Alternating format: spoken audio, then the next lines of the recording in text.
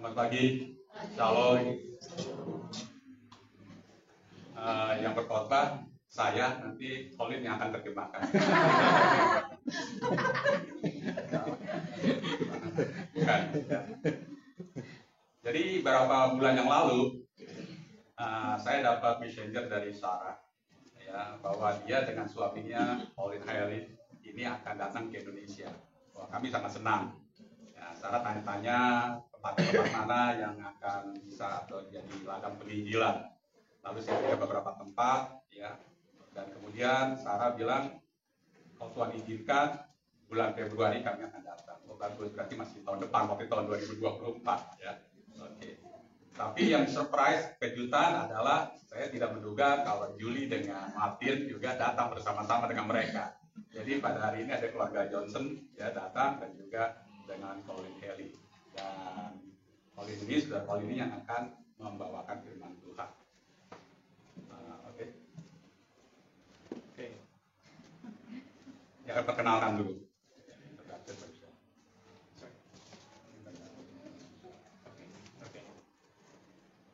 My name is Colin Henley. Nama saya Colin Henley. I don't really know what he was saying about me. Saya benar tidak tahu yang Pak Alif sedang katakan tentang saya. So I guess you've probably picked up that I might be the only one in the room that does not know Indonesian. Jadi mungkin Anda ngerti ya bahwa saya satunya orang di ruangan ini yang tidak mengerti bahasa Indonesia. And so I'm speaking today. I'm preaching. Jadi hari ini saya bicara di sini, saya ingin berkhotbah. And I think Pak Alif for translating for me. Ya, jadi Pak Alif akan menerjemahkan saya. It's always very encouraging to go other places and be with like-minded, God-fearing people. Jadi memang selalu hal yang menakjubkan dan juga menyenangkan untuk pergi ke tempat di mana saja, ya, dan bertemu atau berhimpun dengan saudara-saudara orang-orang yang takut akan Allah. Amin. The Johnsons have, of course, been to Indonesia before, and probably a lot of you know them. Jadi keluarga Johnson ini sudah pernah di Indonesia dan kita semua tahu mereka. But I'm very honored to be able to meet you and to be able to worship with you this morning. Jadi pagi ini saya sangat terhormat bisa bertemu dengan kalian semua, Bapak Ibu sekalian di sini untuk beribadah bersama-sama. This room full of Christians is very encouraging to me. Jadi memang bertemu atau berhimpun dengan sesama orang Kristen ini sangat memberi semangat, dorongan. I guess I don't really know how to introduce myself well. Jadi saya tidak tahu persis bagaimana caranya memperkenalkan diri saya secara baik kepada Bapak Ibu sekalian. But this is a very exciting time for my life and Sarah. Tapi ini adalah waktu yang sangat penuh sukacita bagi saya dan Sarah. We are getting to come to Indonesia, and we are also expecting our first child. Jadi kami akan datang ke Indonesia dan kami juga sedang menantikan bayi kami yang akan lahir. Sarah sedang mengandung. And we also plan to move to Indonesia hopefully about 2028. Jadi kami berharap akan pindah ke Indonesia pada tahun 2028. So this is very exciting for us. Jadi ini sangat betul-betul penuh sukacita, ya, sangat menyenangkan sekali bagi kami. But now for the study that I want to bring you today. Nah, sekarang tentang pelajaran yang saya akan sampaikan kepada Bapak Ibu sekalian is on the fear of the Lord. Jadi temanya adalah tentang takut akan Tuhan. Now, what does that actually mean? Jadi apa arti takut akan Tuhan? It seems like the one who we love most and we know loves us most, we shouldn't have to fear him. Jadi ini seperti kita sangat mencintai seseorang, ya, dan kita tidak perlu takut, ya, karena kita sangat mencintai sesuatu dan orang itu juga mencintai kita. My father, when I was growing up, disciplined me. Jadi waktu saya dalam masa pertumbuhan, bapak saya mendisiplinkan saya. He expected me to do the right thing. Dia mengharapkan saya melakukan hal yang baik. He loved me. Dia mencintai saya. But I never feared my father. Tapi saya tidak pernah takut terhadap ayah saya. And it seems weird to expect that we should fear our Father in heaven. Dan kita juga diharapkan juga kita tidak harus takut terhadap Bapa kita di sorga. especially because we know how willing He is to give us His love. Karena kita tahu Bapa kita di sorga itu sudah mau bersedia memberikan ya anaknya Yesus Kristus untuk keselamatan kita. We know this because He was so willing that He gave His Son to us. He gave Him to live here and to die on the cross for our Ya, sins. kita tahu Bapak surgawi kita sangat mencintai kita karena Dia rela memberikan Yesus Kristus anaknya untuk mati bagi kita dan juga untuk hidup di dunia ini menjadi juru selamat kita. So let's try to find out what exactly this phrase, fear the Lord, means in the Bible. Jadi mari kita cari tahu dengan sesungguhnya apa arti ungkapan sesungguhnya dari takut akan Tuhan ini. First, it is found in many places, but primarily in the genre of Old Testament wisdom literature. It is found in many places, but primarily in the genre of Old Testament wisdom literature. Oke, jadi takut akan Tuhan ini bisa ditemukan dalam Alkitab ya di banyak tempat, tapi khususnya adalah di dalam Perjanjian Lama. But it is also referenced in other Old Testament and New Testament books. Dan kadang-kadang juga ada acuannya, ya ada referensinya dari Perjanjian Lama dan juga ke Perjanjian Baru, kitab-kitab Perjanjian Baru. The theme of fearing the Lord is everywhere in the Bible. Jadi istilahnya ungkapan atau perkataan takut akan Tuhan itu ada di mana-mana di dalam Alkitab kita. Let's look again at the scripture that was read, Proverbs 1:7. Jadi kita akan lihat kembali ayat tadi sudah dibaca dari Amsal pasal 7 pasal 1 ayat 7. Takut akan Tuhan adalah permulaan pengetahuan, tetapi orang bodoh menghina hikmat dan didikan. This word fear in English and Indonesian is a challenging word. Jadi kata takut ini baik dalam bahasa Inggris maupun Indonesia adalah kata yang sifatnya menantang. When we think of fear, we think of something we want to stay away from. Karena kalau kita membayangkan kata takut, itu biasa sesuatu yang kita mau menghindar darinya. Not many people want to run towards danger, towards the things that they're afraid of. Jadi tidak banyak orang ya, yang mau berlari menuju kepada hal yang berbahaya atau sesuatu yang dia takutkan. For me, I like to stay away from spiders. Jadi bagi saya, ya saya akan menghindar dari laba-laba. They are not nice. Laba-laba ini bagi saya bukan barang yang bagus ya. We may also fear bad people. Bad people. Kita juga mungkin takut pada orang-orang jahat. We don't want to be close to them. Kita tidak mau bergaul dekat dengan mereka. We want to stay very far away from them. Kita mau menjauh sejauh-jauhnya dari mereka. That's not the fear that we read here in the Bible. Tapi itu bukan takut yang kita baca di sini di dalam Alkitab. The original Hebrew word does not translate that cleanly into Indonesian or English. Jadi kata asli takut dalam bahasa Ibrani itu tidak diterjemahkan secara gamblang baik dalam bahasa Inggris maupun bahasa Indonesia. Our fear has a narrow meaning. Jadi rasa takut kita ini memiliki makna yang sempit. But the fear that we read out of the real Hebrew word has a broader meaning. Sedangkan kata takut yang kita baca dalam bahasa Ibrani itu memiliki makna yang sangat luas.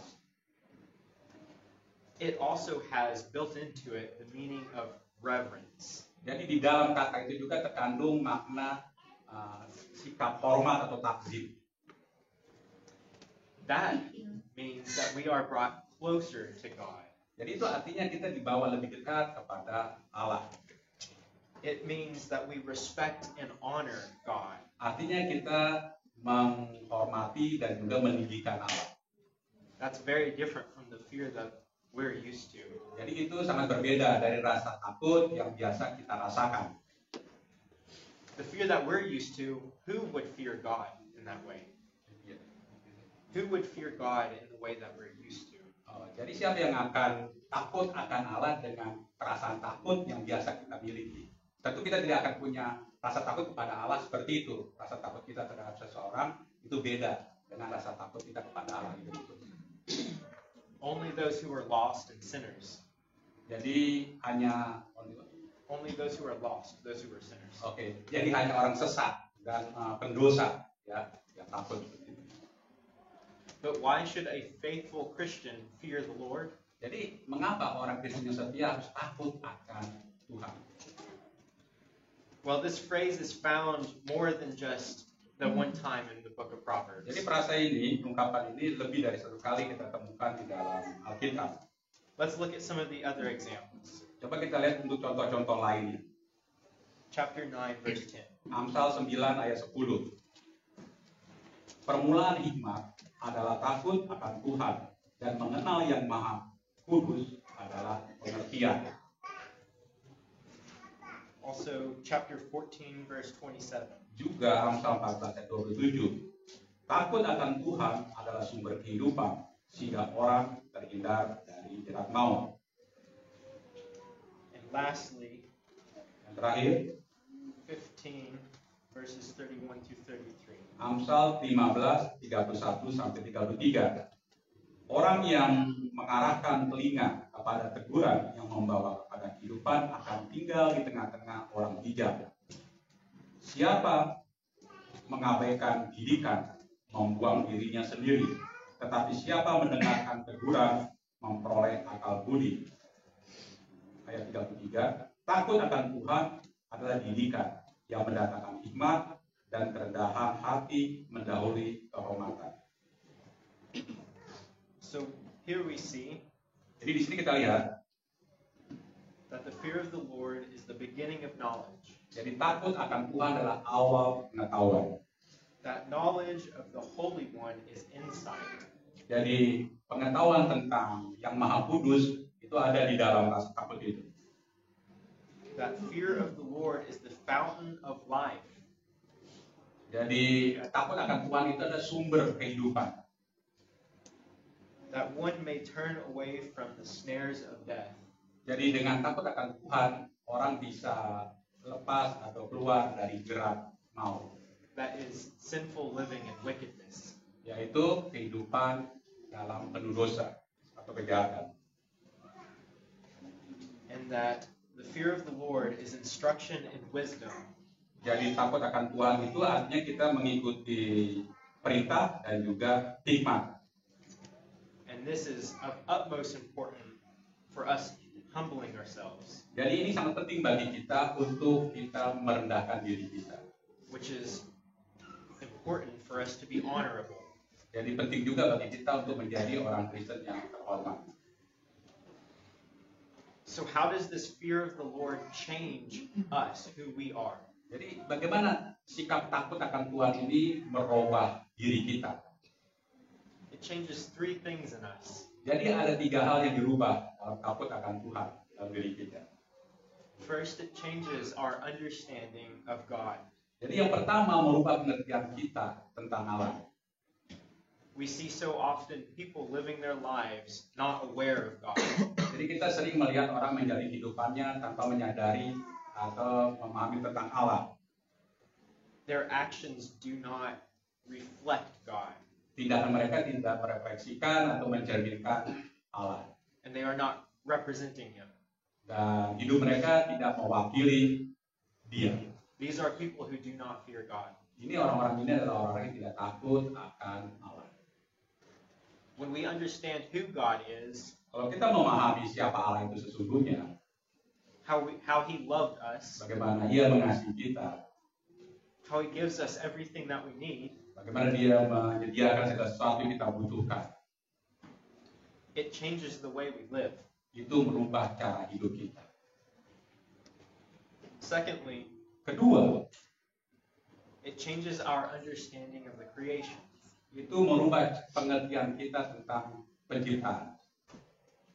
Romans chapter 1 verse 20. Dalam Roma pasal 1 ayat 20 dikatakan, sebab apa yang tidak nampak daripadanya, yaitu kekuatannya yang kekal dan keilahiannya, dapat nampak kepada pikiran dan karyanya sejak dunia diciptakan, sehingga mereka tidak dapat berdalih.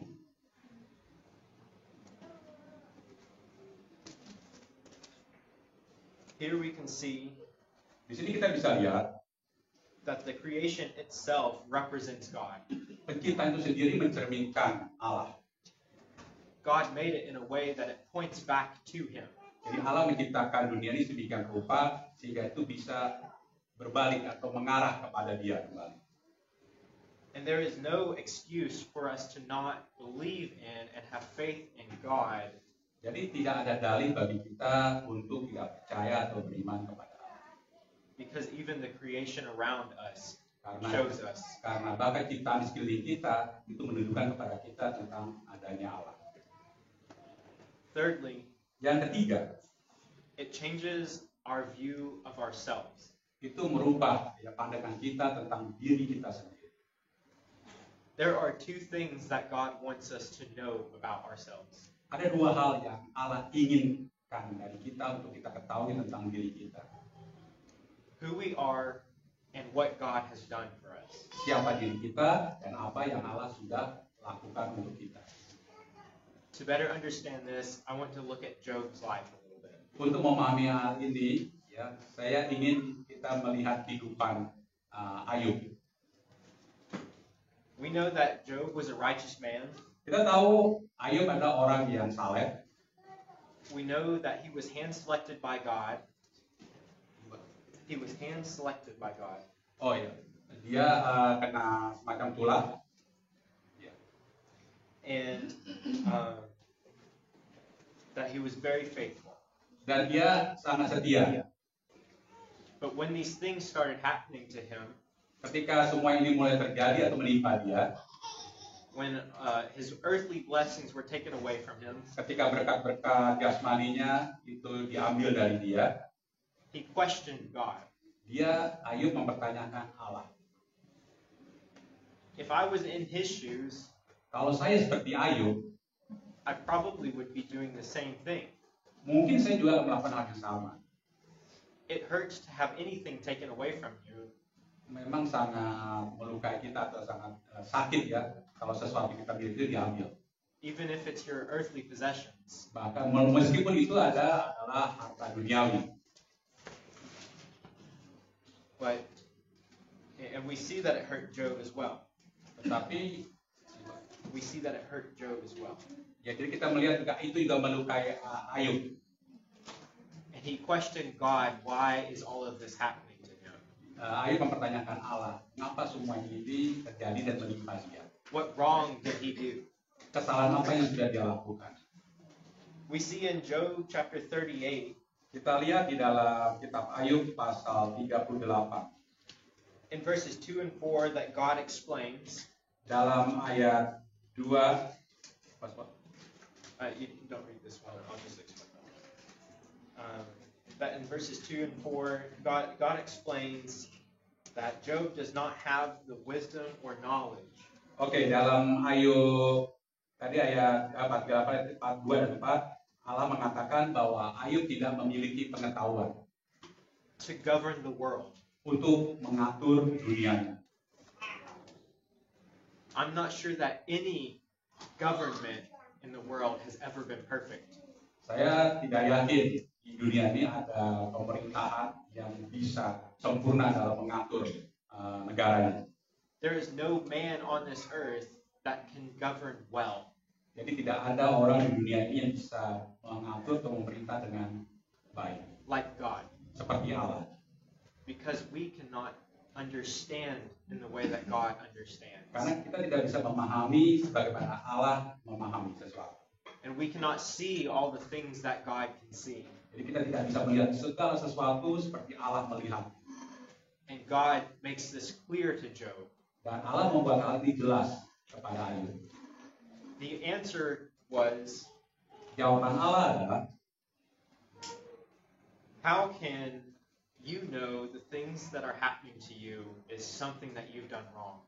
jadi bagaimana kamu tahu bahwa sesuatu yang menimpa kamu itu adalah suatu perbuatan kesalahan yang kamu sudah lakukan. When things are taken from us, Ketika sesuatu diambil dari kita, it doesn't mean we've done wrong. itu tidak berarti kita sudah berbuat salah. Sometimes God must work in those ways. Kadang-kadang Allah memang bekerja dengan cara. And then in Job chapter 41, Lalu dalam Ayub pasal 41, in verse 11, God explains, dalam ayat 11 Allah menjelaskan. He does not owe any person anything. Jadi Allah itu tidak berutang apa-apapun ya pada seseorang. The gifts that we have received from God Jadi untuk memberi apa yang kita terima dari Allah, are gifts that we cannot begin to pay. jadi suatu pemberian ya yang tidak bisa kita bayar.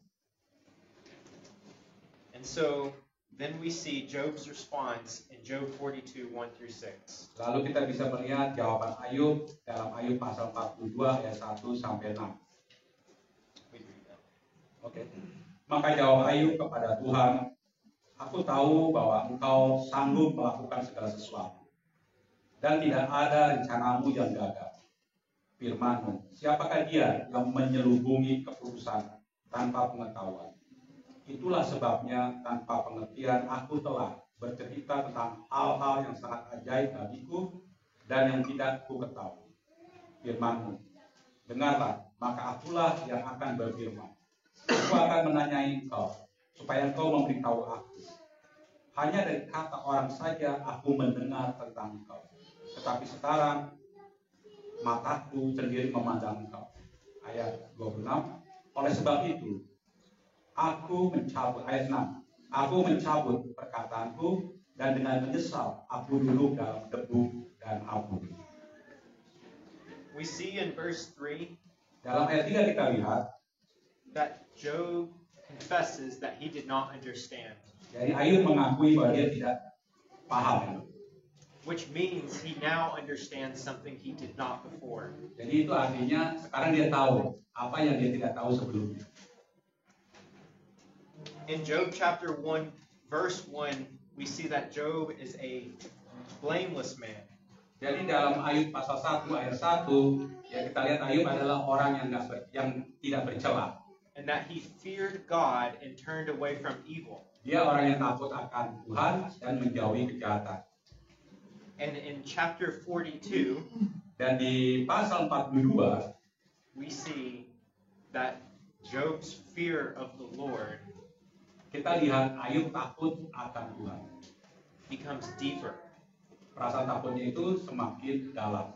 That he better understands his place Jadi dia mengetahui lebih baik lagi tentang posisi kedudukannya as a servant of the Lord. sebagai pelayan atau hamba Tuhan. Regardless of what was taken from him, Terlepas apapun sudah diambil dari dirinya, he can be and is expected to be righteous. He can be righteous and he is expected to be righteous. ya, jadi dia tidak bisa menjadi orang benar sebagaimana diharapkan. Ya, orang benar itu seharusnya. And in Job's story was a happy story. Dan kita tahu akhir dari kitab Ayub adalah akhir yang menyenangkan. Job's possessions were restored to him. Hartanya dipulihkan oleh Allah. I also want to look at Peter's example. Saya ingin melihat contoh-contohnya adalah Petrus. If you turn to Luke chapter 5, Kita lihat Lukas pasal 5. the context of this passage Konteks dari nas ini adalah is that Jesus was speaking from a boat. jadi Yesus sedang bicara dari sebuah perahu.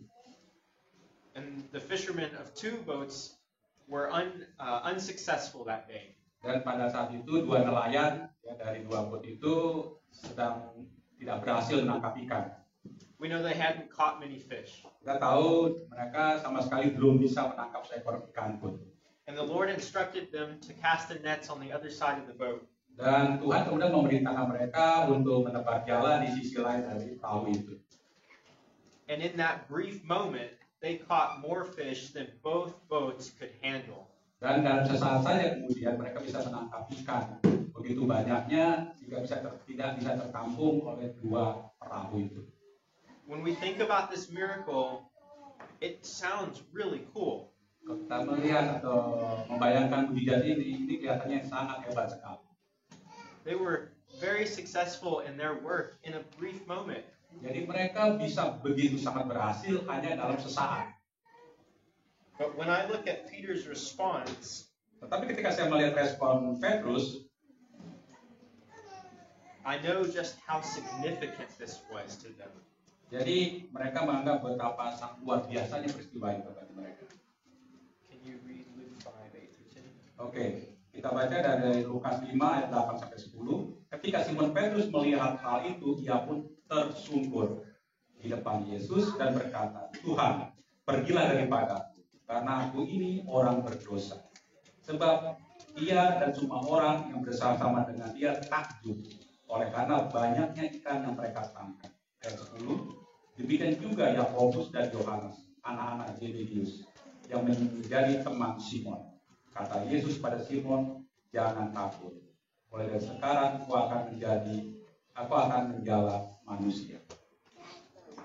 I would probably be asking, Saya juga mungkin akan bertanya, how did you know where the fish were? bagaimana bisa kau tahu di situ letak dari ikan-ikan itu? But Peter knew the power that was just shown. Tapi Petrus memang sudah tahu kuasa yang sudah diperlihatkan. And we can see in his response that he feared the Lord. Kita bisa melihat dari respon Petrus bahwa dia takut akan Tuhan. He was humble in that moment. Pada saat itu dia sangat rendah hati.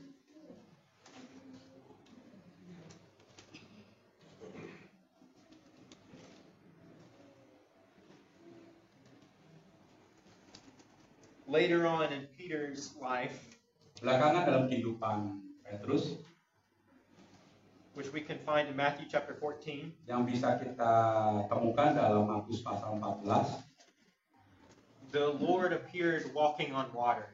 jadi Tuhan menampakkan diri dengan berjalan di atas air.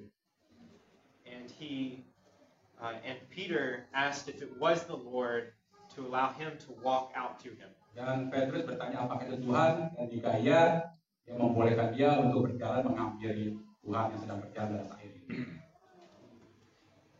Can you read Matthew 14:28-33? Oke, dalam Matius 14 ayat 28 sampai 32, lalu Petrus berseru dan menjawab dia, "Tuhan, apabila Engkau itu, suruhlah aku datang kepadamu berjalan di atas air."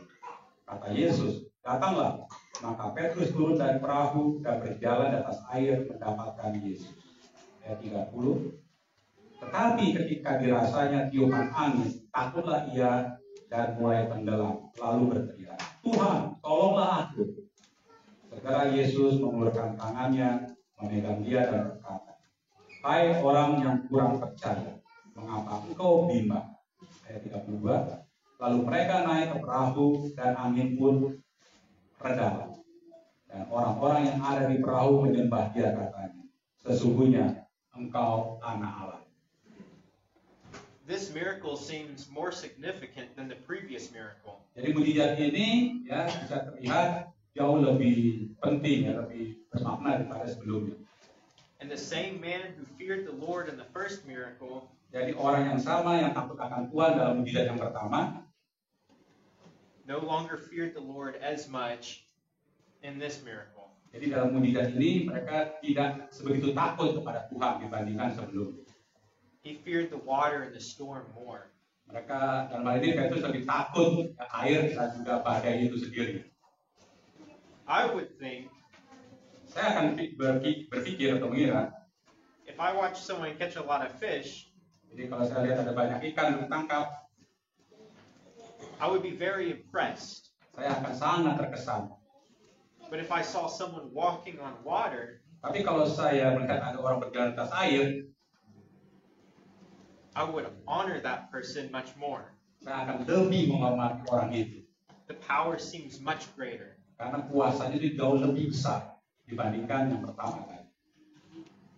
The point I want to draw from this Jadi maksud saya dalam hal ini adalah, is the same man from earlier ini adalah orang yang sama ya, dari sebelumnya, Petrus ini. his faith wavers later. Tapi imannya kemudian belakangan dia mulai goyah. So the fear of the Lord is not something that we come across and just keep. Jadi takut akan Tuhan itu bukan sesuatu ya yang akan selamanya ada seperti itu, yang kita akan simpan dan tidak berubah dalam fitur itu. We must continue to fear the Lord. Jadi kita harus terus-menerus takut akan Tuhan.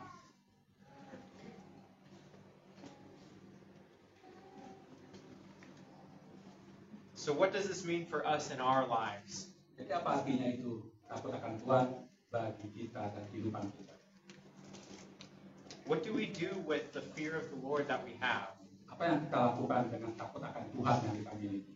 And how do we fear the Lord more? Dan bagaimana caranya kita bisa lebih takut akan Tuhan? How do we find more reverence? Bagaimana kita bisa kemudian melakukan lebih menghormati Tuhan? How do we have more faith? Bagaimana kita bisa memiliki iman yang lebih kuat? The obvious answer is to read your Bible. Jawaban jelasnya adalah bacalah Alkitab. Spend more time in God's Word. Luangkan banyak waktu lagi untuk firman Tuhan. Have it written on your heart. Jadi baca juga itu di dalam hati kita. But you can still spend a lifetime of studying and your faith can waver. Jadi ini yang harus dipahami. Kita mungkin sudah baca Alkitab, tapi itu penjaminan bahwa iman kita tidak akan goyah. As Peter, who spent more time with the Lord, Sebagaimana Petrus juga sudah bergaul akrab dengan Tuhan, his faith wavered. imannya goyah. I think at a certain point in a Christian's life, Jadi saya rasa di dalam titik tertentu dalam kehidupan orang Kristen, sometimes we struggle to strengthen our faith more. kita kadang-kadang bergumul keras untuk lebih menguatkan iman kita. We know what the Bible says, Kita tahu apa yang kita katakan, but we don't know how to make our faith stronger in our everyday life. tapi kita mungkin tidak tahu bagaimana membuat iman kita lebih kuat dalam kehidupan kita sehari-hari. If we go back to Proverbs chapter 1, Kita kembali ke Amsal pasal 1 in verse 7, ayat 7. can you read that again? Takut akan Tuhan adalah permulaan pengetahuan, tetapi orang bodoh menghina hikmat dan didikan. The beginning of knowledge. Awal pengetahuan.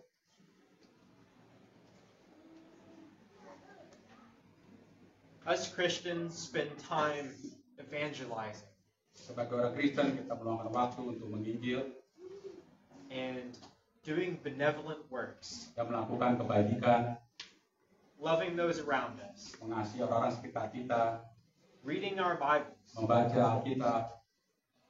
At some point, we can't spend any more time doing these things. Jadi dalam titik tertentu kita mungkin tidak bisa lagi meluangkan waktu untuk melakukan hal itu. What do we do then?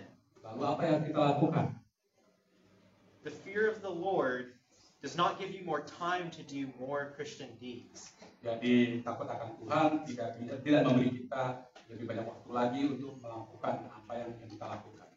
It gives you a different understanding. Tapi itu memberi kita pengertian yang berbeda, pemahaman berbeda. Where you understand that the deeds that you are doing are works of the Lord. The deeds that you are doing is the work of the Lord. Jadi apakah Anda memahami perbuatan yang kita lakukan itu adalah Sorry? Oh, the deeds are the works of is the work of the Lord. ya, perbuatan yang kita lakukan itu adalah untuk perbuatan Tuhan. And that is much more significant than any worldly works. Jadi itu jauh lebih ya bermakna berarti dibandingkan dengan perbuatan duniawi lainnya. I can help somebody because I know it's the right thing to do.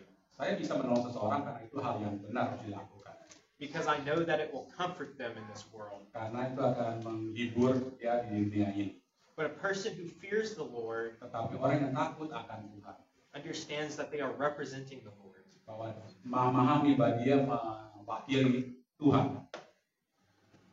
We do not help people because we want something out of that. Kita tidak menolong orang karena ada pamrih.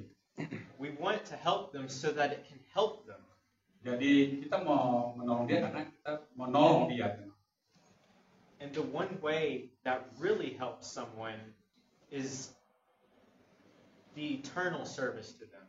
Jadi satu cara untuk menolong mereka adalah tentunya perbuatan yang yang menunjukkan kekekalan, ya, bisa menimbulkan hidup kekal bagi orang kita tolong itu. Sharing the gospel with them. Yaitu membagi Injil, ya, dengan mereka.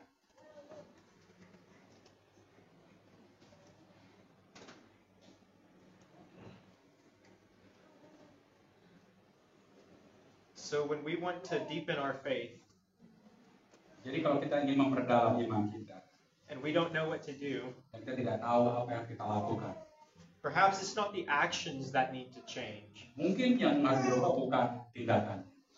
Perhaps it's what we think about the actions. Mungkin bayangan pikiran yang kita pikirkan tentang tindakan tersebut. I talked about how we change when we have the fear of the Lord. Saya sudah bicara tentang bagaimana kita berubah kalau kita punya rasa takut akan Tuhan.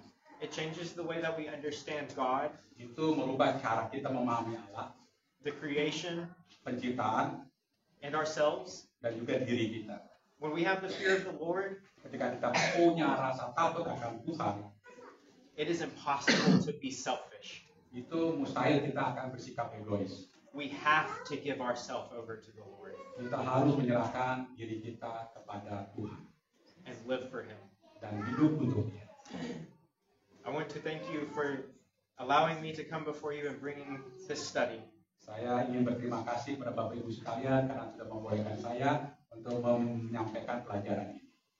When we came in, this room was not as full as it was now. So Jadi waktu pertama kami datang di sini tadi pagi, ruangan ini tidak sepenuh sekarang ini. I know we haven't met all of you yet, Ya, saya tahu bahwa kita belum bertemu dengan semuanya dari Bapak Ibu sekalian ini. and I want to meet all of you. Dan saya ingin bertemu dengan Bapak Ibu sekalian setelah ini. I apologize that I won't be able to have a conversation with all of you. Saya minta maaf karena saya mungkin tidak bisa bercakap dengan semua yang Bapak Ibu sekalian di sini. I hope to learn Indonesian very soon. Jadi saya berharap untuk bisa segera belajar bahasa Indonesia. And hopefully at some point I can come back and speak Indonesian to you. Dan suatu saat nanti ya, saya akan datang kembali dan bicara dalam bahasa Indonesia. And really get to learn about you. Dan juga mengenal Bapak Ibu sekalian lebih lanjut lagi. Thank you. Terima kasih.